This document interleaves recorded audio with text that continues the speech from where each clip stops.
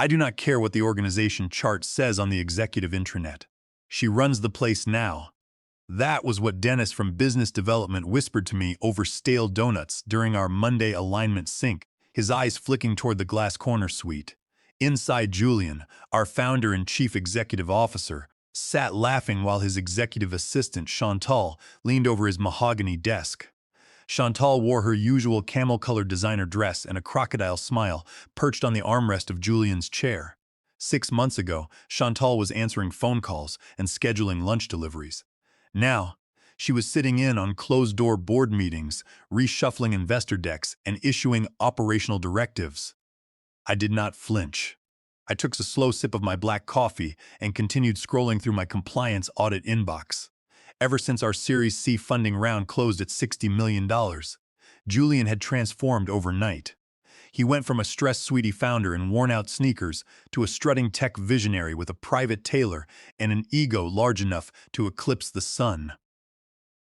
Nexaris Technologies was suddenly the darling of the enterprise software market, burning through capital and throwing around industry buzzwords. In the midst of that chaos, I quietly filed, tracked, and verified every operational document. I was surgical with compliance deadlines and precise with investor reporting.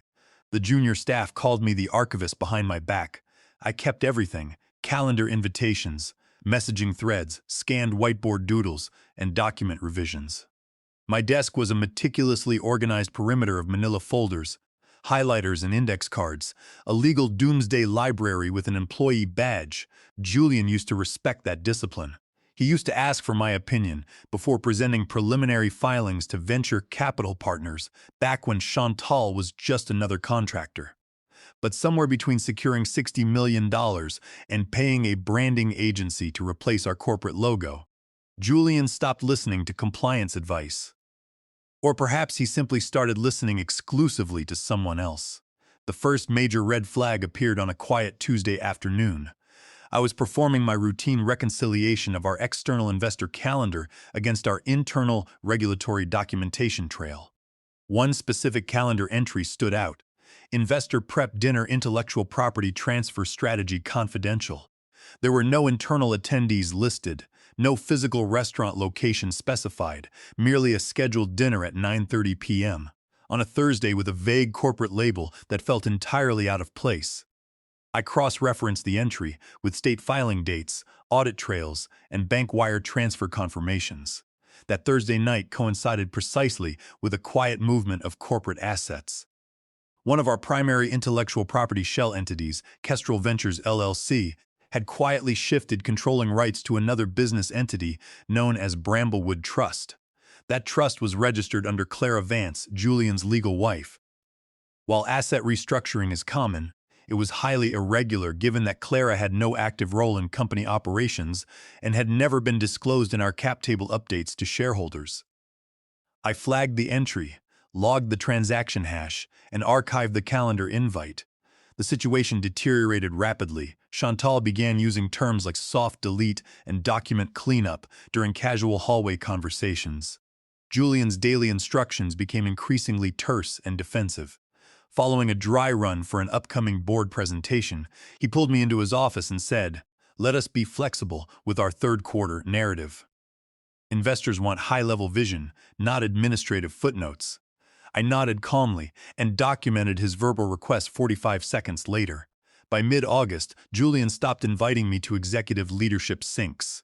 Chantal created her own private messaging channel titled Executive Flow and hired her own administrative intern. Meanwhile, I kept my head down and quietly built an offline shadow archive containing every strategic presentation deck, revision history log, and hidden document draft that carried the scent of corporate malfeasance. I built this archive out of pure professional survival instinct. There was also the matter of the shell company cluster. 3 separate limited liability companies carrying nearly identical registered names. I discovered the cluster because Chantal accidentally forwarded me an equity summary intended exclusively for Julian. The document explicitly listed Bramblewood Trust as the sole controlling party for the shell entity holding Nexaris Technologies' core software patents. I printed the summary, highlighted the ownership clauses in yellow, and placed it into a locked folder sarcastically labeled fire insurance. Most days, I ate lunch alone in the break room. Chantal once brushed past my desk while speaking animatedly on her phone, saying compliance will eventually catch up. She is just paperwork with legs. I paused for half a second and smiled to myself. Not paperwork, sweetheart. Empirical evidence. And unlike executive vision, empirical evidence does not pivot. The final time I attempted to caution Julian, I kept my voice firm. If we submit these fourth-quarter shareholder summaries without disclosing the Shell ownership structure, we are violating explicit disclosure standards under Delaware General Corporation Law Section 144 and exposing the board to severe claims of breach of fiduciary duty. Julian interrupted without looking up. Nobody reads the fine print except you, Diane. Chantal let out a soft laugh. I read the fine print because it protects this firm from catastrophic exposure, I replied slowly. A single discrepancy between what we report to investors and what is filed with state regulators will trigger an immediate audit. Let Chantal handle the operational narrative, Julian snapped. Your job is to keep the file folders neat, not to predict corporate scandals. I am not predicting anything, I answered quietly. I am documenting the ones you have already put in motion. Julian finally looked up, his eyes narrowing into cold calculation. Is that a formal threat, Diane? No, I said, pulling a folded paper from my leather folder and setting it on his desk. That is a hard copy of the risk exposure memo you instructed me to soft delete last week. It includes the 9:30 p.m. Steakhouse calendar entry. Just so we are completely clear, that original record still exists in the system log, along with the modified version you ordered me to overwrite. Julian did not touch the paper. When he spoke, his voice was dangerously quiet. We appreciate your years of service, Diane. But I think it is time for this company to move in a different strategic direction. The full weight of his words hit 3 days later during our mandatory Monday all-hands meeting. Julian took his place at the head of the table and announced, "Before we review our sales pipeline, I want to take a moment to acknowledge someone who has been with us since the early days. Diane has played an important role in guiding us through our Series C funding round. However, as we scale our operations, we have decided to sunset her role effective immediately." A heavy silence descended upon the room. Chantal stepped forward with a plastic smile and added, "Do not worry, team. Executive operations will be taking over compliance management seamlessly." I looked around the room at colleagues I had worked alongside for 6 long years. Nobody met my eyes. Not even Elliot, our junior paralegal, who looked down at his shoes. I stood up slowly, smoothed my jacket, and calmly closed my laptop screen. No dramatic shouting, no desperate pleading. Just absolute silence and a tight-lipped smile that made Julian flinch for a fraction of a second. The moment I stepped away from my chair, Chantal glided into my seat. As I crossed the doorway into the corridor, I heard Julian whisper a low remark to Chantal. "She cannot hurt us." In that exact moment, total mental clarity settled over me. I walked directly back to my workstation, logged into my personal email account on my personal mobile device, and retrieved the archived calendar invitation I had saved 4 months earlier. The entry read, "Investor Prep Dinner Intellectual Property Transfer Strategy Confidentials, scheduled for 9:30 p.m. at an upscale steakhouse." I opened the invitation file. I made no edits, added no commentary, and attached no angry notes. I simply entered one email address into the forward field, Clara Vance. I tapped the confirmation button without hesitation. I then shut down my workstation, packed my personal framed photos into a cardboard box, put on my winter coat, and walked out the glass doors of Nexaris Technologies for the last time. I had kept every single receipt, and I had just delivered the most dangerous one directly to the inbox of the woman who held legal ownership over the entire enterprise. The fundamental flaw in executive hubris is the belief that electronic calendar entries are temporary post-it notes rather than permanent legal evidence. Arrogant corporate executives schedule, modify, and delete calendar invites without realizing that under federal civil discovery rules and corporate forensic standards, an electronic invitation carrying an immutable server timestamp is an evidentiary document. For 6 years, I treated operational time like computer code. If a timestamp existed on a corporate server, it was permanent, traceable, and legally binding when paired with matching financial wire transfers. That specific steakhouse invitation was the linchpin of Julian's hidden financial architecture. I had archived it the exact night it inadvertently appeared on my calendar. It was originally dispatched to a restricted internal distribution list that Chantal had created. I did not RSVP, nor did I ask Julian about the meeting. Instead, I quietly cross-referenced the event date with our monthly Treasury audit logs during my weekend compliance reviews. What I uncovered was extraordinary. Within 45 minutes of that dinner reservation, a wire transfer totaling $148,000 was executed from Kestrel Ventures LLC to Bramblewood Trust. The transfer was recorded under the generic label of external strategic consulting fee, deliberately set just beneath the statutory threshold requiring mandatory board approval under our corporate bylaws. There was no vendor invoice attached, no legal service agreement on file, and no signature from our chief financial officer. Money had simply been extracted from the corporate ecosystem and parked inside a private family trust. I remembered Clara Vance vividly. I had met her 3 years earlier during our initial Series B funding negotiations, back when Nexaris Technologies was operating out of a cramped basement office. Clara was an extraordinarily sharp woman with a background in commercial contract law. During a casual lunch demo, Clara had asked me detailed questions regarding our intellectual property licensing structures, international patent filings, and long-term equity dilution protections. I had respected her intellect instantly. The connection between Clara, Bramblewood Trust, and our primary software patents became clear months later when I constructed my shadow audit ledger. What began as a personal protective measure gradually evolved into an organized repository of corporate history. It contained bank routing receipts, exported calendar metadata, archived messaging transcripts, and cached document revisions. And at the absolute center of that repository sat the 9:30 p.m. steakhouse calendar invite. It was not merely an invitation to dinner.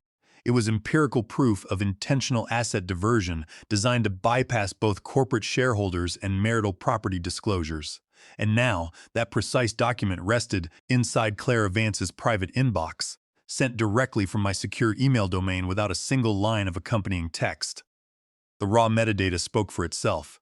9:30 p.m., Thursday night. Scheduled organizer Julian Vance. Topic: intellectual property transfer strategy. Precision requires no dramatic flourishes. I knew that Clara, with her legal background, would recognize the immediate legal implications of that timestamp within 30 seconds of opening the attachment.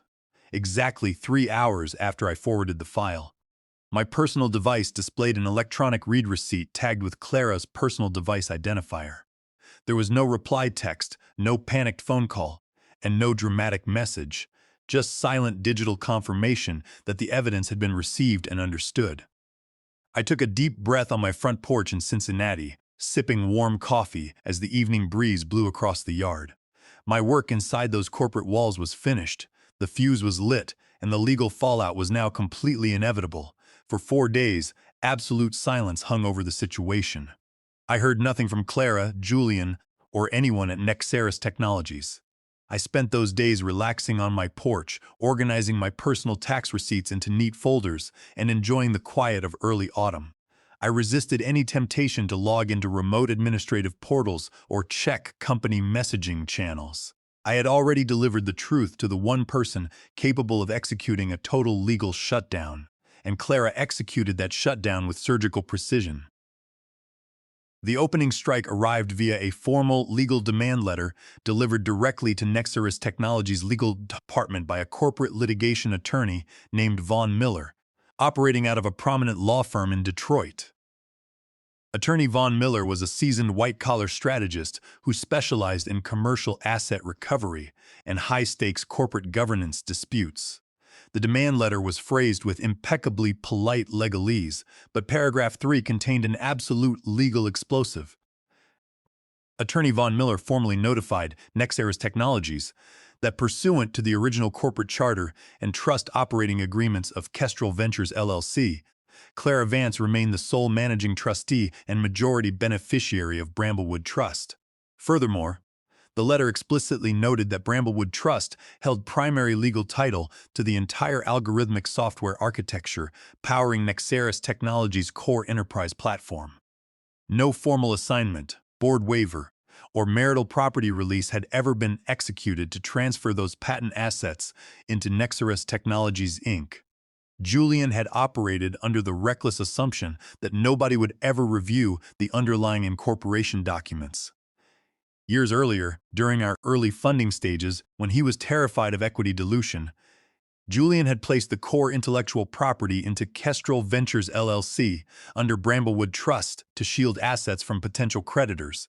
As the company grew and secured $60 million in venture funding, Julian simply assumed that because he ran daily operations, the intellectual property was functionally his to control. In his rush to impress new venture capitalists and Chantal, he had completely forgotten to execute the formal legal transfers necessary to unite the IP shell with the parent company.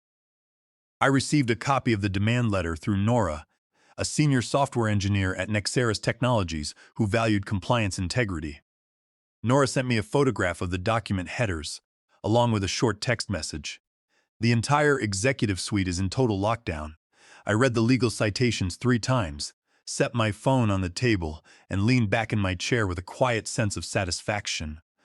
Julian had failed to perform basic legal housekeeping because he was too busy playing the grand tech visionary, alongside an assistant who believed corporate compliance was an administrative nuisance. Under Delaware General Corporation Law Section 141 and Basic Principles of Intellectual Property Law, governed by Section 106 of Title 17 of the United States Code, an unexecuted asset transfer renders any subsequent license agreement completely void ab initio. Julian had marketed a $60 million technology platform to global venture capital investors, without actually owning the underlying code. The entire valuation of Nexaris Technologies was built on a legal void, and Clara Vance held the master key to the entire asset portfolio. The operational panic inside Nexaris Technologies erupted within hours of the letter's arrival. Julian abruptly canceled all external investor calls and locked himself inside his office. Chantal dispatched an urgent internal email instructing all staff to route all inquiries regarding corporate licensing directly to legal counsel. Meanwhile, our ongoing acquisition negotiations with Summit Capital, a private equity giant preparing a massive buyout offer, were instantly frozen pending comprehensive due diligence verification. Nora texted me continuous updates throughout the afternoon. Junior managers were running through corridors with stacks of manila folders, while Elliot, our panic paralegal, looked like he was on the verge of physical collapse. Emails were flying across executive accounts, asking if anyone possessed the original signed transfer agreements for Kestrel Ventures LLC. They possessed nothing, because nothing had ever been signed. Julian had built a corporate empire on executive arrogance, hand-waving compliance, and loose promises. Now, a single archived calendar invitation had brought his entire house of cards tumbling down. Julian had spent his executive career believing he was a master corporate fixer. He operated under the dangerous delusion that charisma, aggressive handshakes, and polished investor decks could permanently outpace a paper trail. In the early days of Nexaris Technologies, when the business was operating on credit cards, his charm could obscure administrative shortcuts. But in the cold world of institutional private equity and formal corporate governance, charm is entirely meaningless without clean title documents. Faced with an unprecedented legal crisis, Julian executed his most foolish move yet. According to detailed text messages from Nora, Julian instructed Elliot to quickly draft backdated board meeting minutes dated 6 months prior.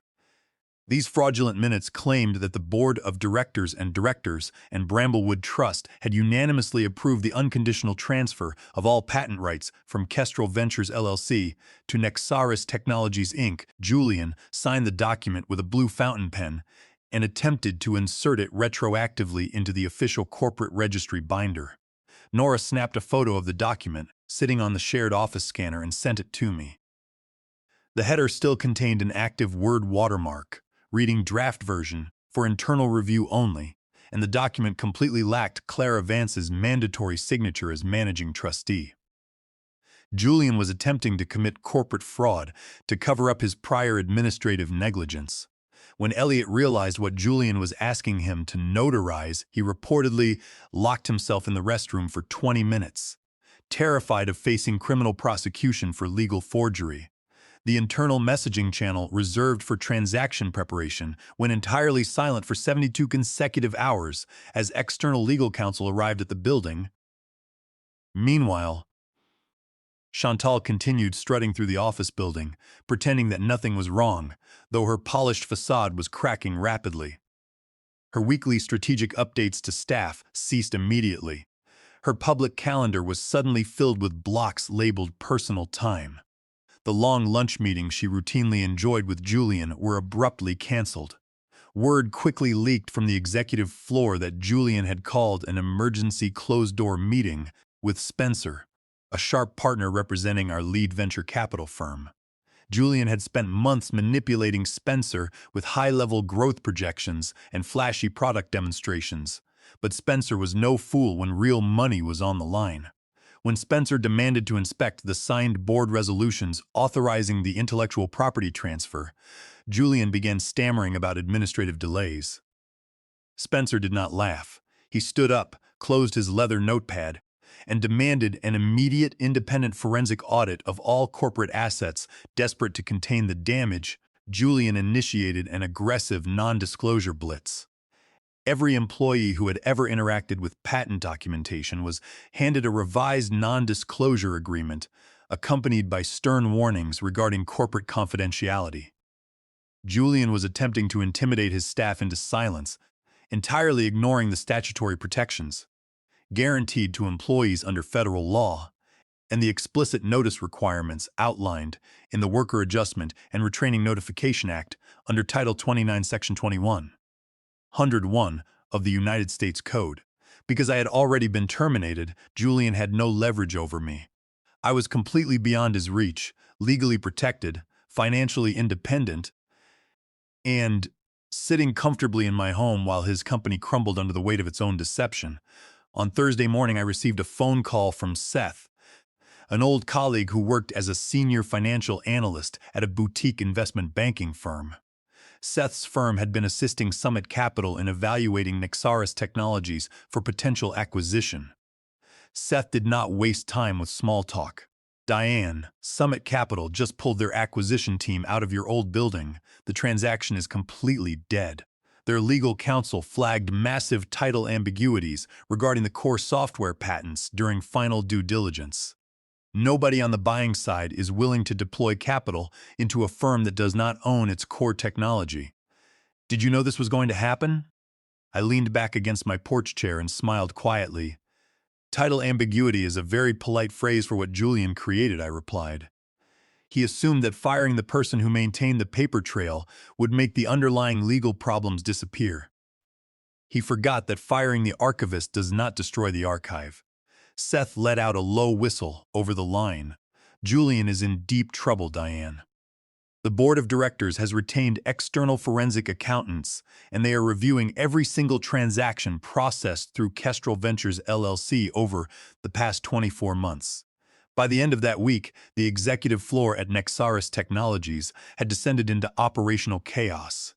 Julian was holding mandatory twice-daily emergency meetings with litigation attorneys, while the board of directors demanded a comprehensive accounting of all historical asset movements. The investor presentation decks that had once proudly featured slides labeled Proprietary Protected Patent Architecture were quietly pulled from the corporate website and replaced with vague language regarding corporate structure optimizations. I watched the collapse unfold from my kitchen window in Cincinnati, holding a hot mug of black coffee, while yellow leaves drifted down from the maple trees in my front yard. The downfall of Julian Vance was not brought about by corporate espionage or malicious sabotage. It was brought about by simple paper trails doing precisely what paper trails are designed to do, recording the truth with absolute precision. Julian had dismissed me as administrative dead weight. Now he was drowning in a sea of unfiled legal documents, desperately trying to rewrite corporate history with ink that refused to dry. The confrontation occurred on a crisp Friday morning at 8:07 a.m.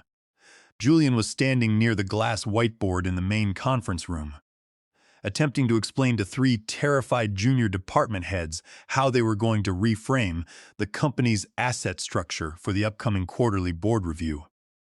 He was holding a dry erase marker, gesturing grandly about strategic narrative alignment. Chantal sat 2 chairs away, nervously tapping her manicured fingernails against her phone screen, her face pale despite her heavy makeup. Suddenly, the conference room speakerphone chimed.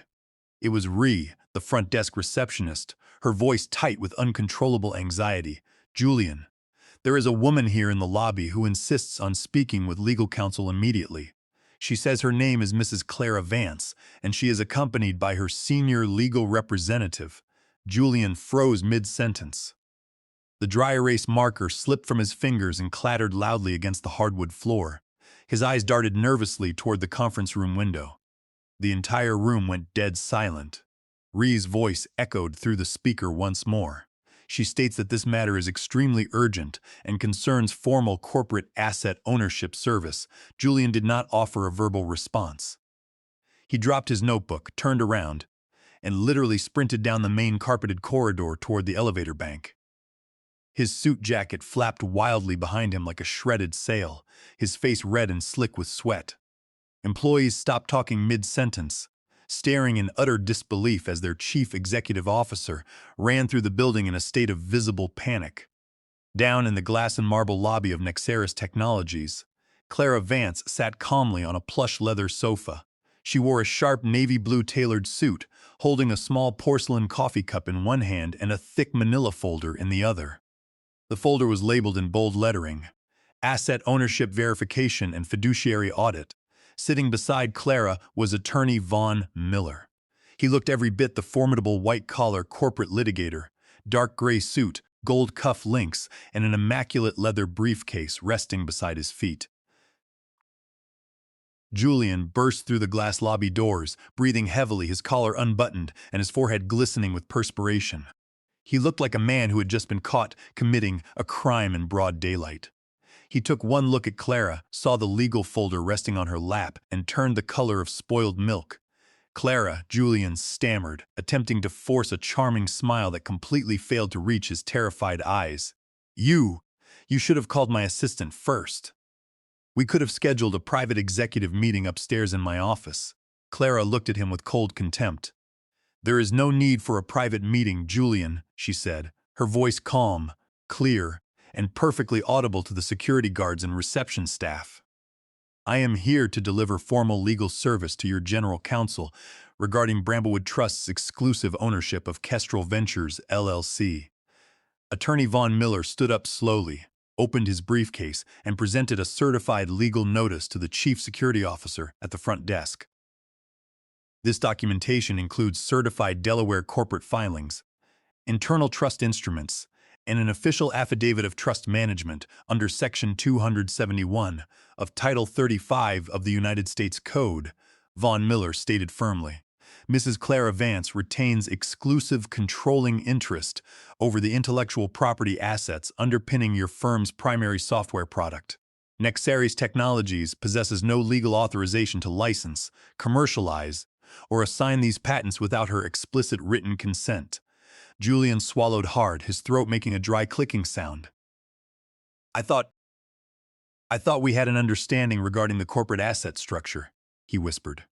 "We never had an understanding, Julian," Clara replied, standing up with deliberate grace. "You simply assumed I was not paying attention to where you were shifting family assets."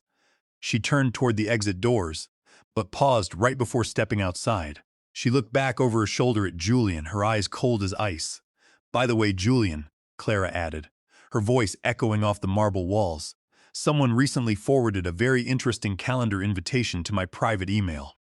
It was dated 4 months ago, scheduled for 9:30 p.m. at my favorite steakhouse.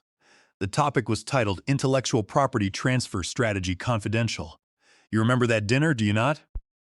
Julian stared at her in complete paralyzed shock, unable to utter a single word. "That was a remarkably foolish calendar entry to create, Julian," Clara said, offering a faint smile, "but it was extraordinarily helpful for my legal counsel." Have a wonderful morning. She turned and walked out the front doors, her heels clicking rhythmically against the floor like a ticking clock marking the end of Julian's career. Upstairs, chaos erupted within minutes. Elliot, the paralegal, nearly fainted when the legal folder arrived on his desk. We never executed the assignment agreements. Elliot whimpered to a developer. The trust paperwork was never signed by Mrs. Vance, and state registry filings still list her personal phone number as the primary corporate contact. By 2 o'clock that afternoon, the board of directors convened an emergency video conference. By 3 o'clock, external legal counsel representing lead venture capital investors formally suspended all executive authority previously granted to Julian Vance. By 5 o'clock, Julian's executive office door was locked from the outside, his private blinds drawn tight. Chantal packed her designer purse and left the building early, claiming an unbearable migraine headache. Meanwhile, sitting in my quiet kitchen in Cincinnati, I casually peeled potatoes for dinner while listening to a business news update reporting that Nexaris Technologies was facing severe structural governance reviews ahead of planned capital transactions. I did not need to watch the television coverage to know what was happening inside those glass walls. The phrase asset ambiguity was spreading through the industry like wildfire.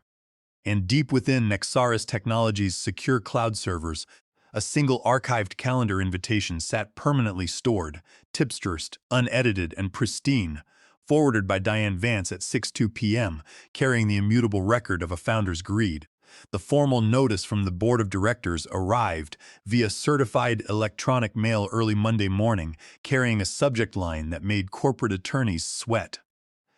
Formation of Independent Special Oversight Committee and Forensic Audit of Asset Records.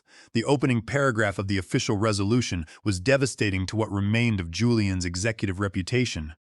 Pursuant to sworn affidavits and legal documentation submitted by Mrs. Clara Vance and her legal representative, Attorney Vaughn Miller, the Board of Directors of Nexaris Technologies, Inc. has initiated an immediate forensic audit of all intellectual property transfers, corporate shell entities, and executive filings. Effective immediately, Julian Vance is placed on administrative leave, and all operational authority is transferred to the Special Oversight Committee. Translation. The board had finally turned on the lights, and they found financial corruption in every corner of the executive suite. Julian never returned to his corner office. His official profile on executive networking platforms still claimed founder and chief visionary, but internal systems reflected his complete removal. Within 48 hours, his network administrative permissions were revoked, his corporate credit cards were canceled, and his name was quietly removed from internal signature lines. Chantal arrived on Monday morning, wearing a bright neon pantsuit and an aggressive, forced smile, attempting to act as though she was still directing corporate strategy. She made it to her desk, opened her laptop, and attempted to send an all-hands motivational email. Before she could hit send, 2 representatives from Human Resources tapped her on the shoulder and requested her presence in a private conference room. By noon, her network access was terminated, her calendar was wiped, and she was escorted out of the building carrying a cardboard box containing a dried-out desk plant and a corporate coffee mug that read "Move fast and break things." The irony was so thick it was palpable. Meanwhile, Elliot, the paralegal, was working 18-hour days assisting the independent audit team. He was hunched over mountains of backdated board minutes, trying to explain why Julian had repeatedly attempted to bypass formal corporate governance procedures. It was my shadow archive that provided the definitive proof. Among the documents Clara's attorney provided to the board was a printed compliance memo I had written 14 months earlier, addressed to Julian and copied to Elliot.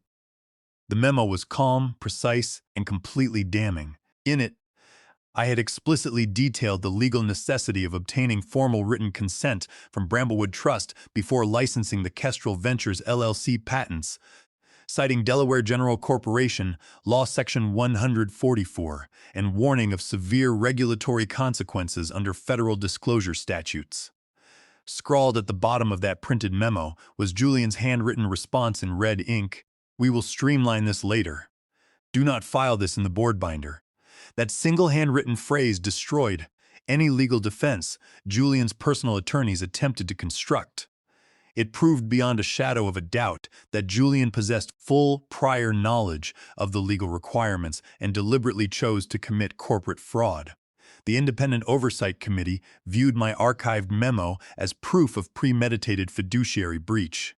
My color-coded document summaries, historical revision logs, and precise timestamps were no longer dismissed as administrative footnotes. They were now treated as sacred legal truth. By Thursday afternoon, the Oversight Committee held a formal meeting at an off-site legal facility in downtown Cincinnati, far removed from Julian's former office. Clara Vance attended alongside attorney Vaughn Miller. Clara was calm, composed, and completely in control. I never assigned the intellectual property assets to Nexaris Technologies, Inc., Clara stated clearly to the committee members. No valid transfer was ever executed, no board consent was ever granted, and Bramblewood Trust retains full legal title to the patents. Nobody around the table argued. The venture capital board members sat in stunned silence, realizing that the quiet compliance officer they had allowed Julian to sunset was the only person who had ever maintained an accurate, legal record of the firm's assets. Late Friday afternoon, my personal phone rang. The caller identifier displayed an unlisted number routed through the Board Oversight Committee's office. I answered calmly on the third ring. Deanne said a deep, controlled voice. It was Leland, the silver-haired senior board member who chaired the audit committee. I am calling you directly on behalf of the board of directors. We have completed our initial forensic review of the documentation provided by Clara Vance's legal team. I know, I replied softly, continuing to organize my home office desk. Your compliance records and archived risk memos were instrumental in preventing this company from entering complete bankruptcy, Leland admitted, taking a heavy breath. Julian's executive filings were grossly improper, and your documentation proved that you warned him repeatedly. I am well aware, Leland, I said. The board would like to request your immediate return to Nexaris Technologies. Leland continued, his tone turning cautious. We want to offer you the position of Director of Strategic Risk Governance, with complete independence from executive management and a direct reporting line to the Board of Directors. I smiled quietly to myself, looking out at the autumn sunset framing my window. You do not merely need a manager, Leland. You need someone who can rebuild the legal integrity of this firm from the ground up. Name your terms, Diane, Leland said without hesitation. My terms are non-negotiable, I stated clearly. First, absolute authority over all corporate regulatory filings, asset transfers, and compliance audits with zero interference from internal officers. Second, full retroactive back pay calculated from the exact hour Julian attempted to terminate my role. Third, a complete rewriting of the corporate risk charter to mandate strict compliance oversight for every board decision. Approved, Leland replied instantly. Every single condition is approved. On Monday morning at 9 o'clock, I arrived back at the corporate headquarters of Nexaris Technologies. The energy in the building was completely transformed. The arrogant bravado and buzzword-heavy posturing that Julian had cultivated were entirely gone, replaced by a quiet, focused atmosphere of professional discipline. I walked down the main executive corridor toward my new suite. Julian's former corner office was completely empty, his name removed from the door, his mahogany desk replaced with a standard administrative conference table. I entered my new office, set down my leather briefcase, and turned on my computer terminal. I opened a new document template and began drafting the corporate charter for strategic risk governance. I restored every single compliance safeguard, reporting protocol, and document retention standard that Julian and Chantal had attempted to dismantle. Once the charter was finalized, I opened my personal messaging archive, selected the original 9:30 p.m.